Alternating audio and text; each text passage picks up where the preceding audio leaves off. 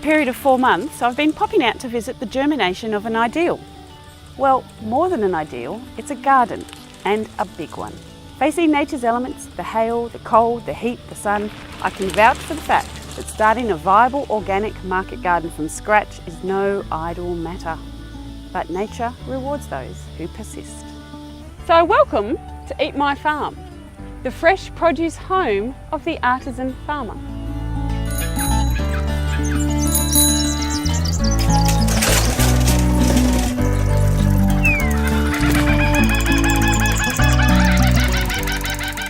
I'm Tim Hill.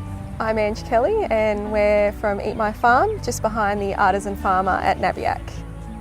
Eat My Farm's a market garden growing veggies organically. Eat My Farm's been going for probably a year and a half. Kiri and I kicked off when we moved up here. I guess we just wanted to change. We weren't going anywhere in Sydney, and we sort of moved up here for the kids too, to give them a bit of life and space to run around and get dirty. And about 6 months ago, Ange and Stu, Ange's husband, joined us as partners in the business. So we've been slogging it out here ever since together.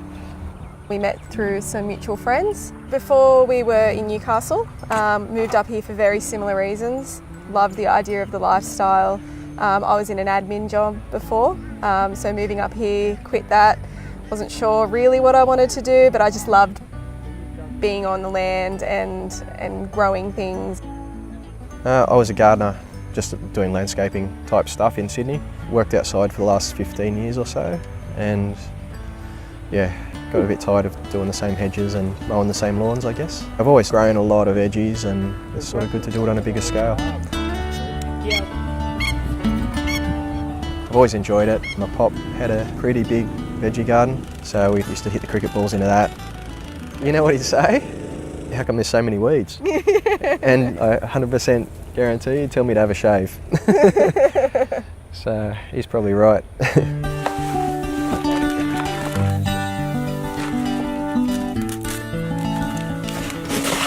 Yeah, that looks pretty good now. Similar to Tim's pop, my bupcha had a massive vegetable garden. I remember sitting in there eating beans and tomatoes and all those sorts of things, and I've always enjoyed being in the garden, or being on a farm, just being outdoors. So I'll be having a baby in May, so to be able to pass that on, I think, is really important. The thought of bringing a child up in this environment is really exciting. We've got a few acres to use. It's an old cow paddock.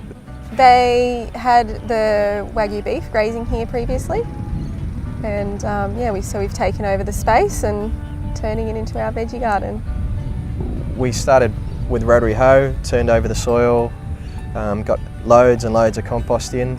We marked all the beds out. Added lime, fertilisers, all organically done. Raked it all flat, dug our paths. And started planting. I've got crop plan spreadsheets. We try and work out what people might want, do our best to plant as much as we can of everything to fit for markets and also veggie boxes. Also throwing in some different things that they may not have seen before. Try not to scare too many people with purple carrots and things like that. So I guess, part of our role, I guess, is to educate people a little on different veggies, what tastes good. How to use them. Yeah. So what I'm trying to do is just open up the underneath a bit to try and let air in, to slow down any sort of fungal problems, and also let a bit of sunlight in for the tomatoes.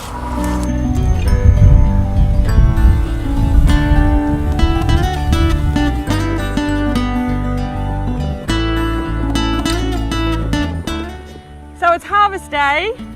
I've learned from past experience it's not a good idea to wear dress shoes in a garden, so I've come equipped.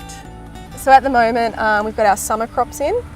Lots of tomatoes, silver beet, cucumbers, capsicum. Eggplants, lettuce mixes. We've still got a few leeks hanging around. The corn and beans. Getting a bit sick of cucumbers already.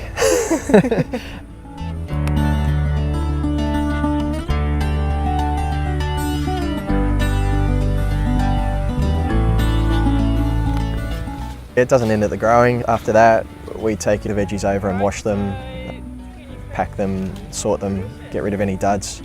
We're trying to just sell good quality stuff. Oh, sorry. That's okay, that's good, bit of pruning. Once the centre opens for the Artisan Farmer, we'll also be supplying to their cafe, and we also currently supply to a few local shops as well.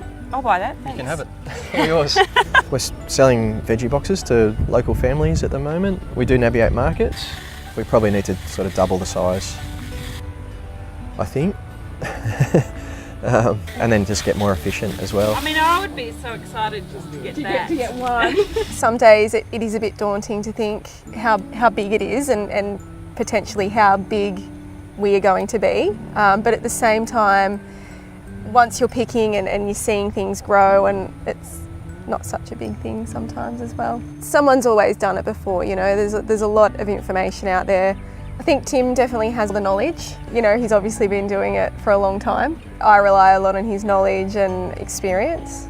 It's definitely not something I think I could do by myself.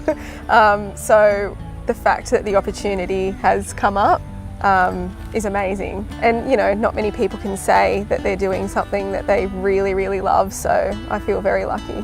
So Ange's strengths, I'd say she's a really hard worker and is also really good at organising stuff, which I am dead hopeless at. So she's sort of got it all under control. I hope. It's a challenge still. I want it to be perfect, I guess. It's always that being able to accept that there's always going to be some weeds, and that's okay. It's something I've got to deal with a bit.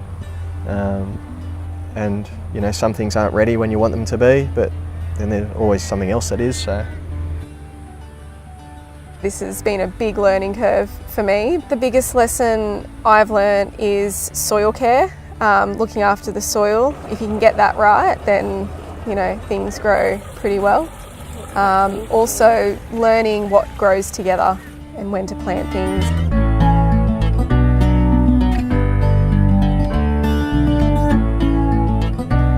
I think the biggest challenge moving into a bigger garden, just the amount of time that it requires. It's not just a weekend thing or every couple of days. You know, you need to stick at it every day. There's always something to do. the weeds. Yeah. They're killing me. It's a 50-50 battle right now. Yeah.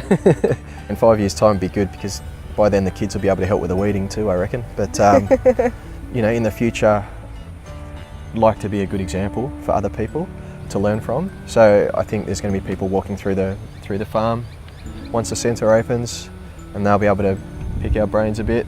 We'll do our best. Having people come through and potentially school groups and just showing people, you know, anyone can grow veggies. I think it's important to grow organically and to not use any chemicals or pesticides. All those things are going into the vegetables. That means they're going into you. You know, there are issues with pests, but there's also solutions, organic solutions, and the food tastes better for it. You can definitely tell the difference. It's only a tiny little area here, but I guess if everyone did their tiny little bit, maybe it all adds up. It's a dream job. You can't replace the crunch, can you, of something freshly picked? All right, do you want some? Try that. That'll help you play cricket for Australia, mate. I always find it a bit of a miracle, like how you can just plant a seed and that can give you tomatoes like this. Like, I just always find that pretty cool. Clasping all I can carry, I take my leave of Eat My Farm, determined to try and do better on my own little patch at home. After all, well, this eating vegetables and cycling is making me healthy. And it's a really great way to get the kids eating straight from the vine. For Ange and Tim and their families, this is just the start. Considering what they've already achieved in such a short amount of time, I can only imagine that by the time the Artisan Farmer opens alongside it, the sky will be the limit.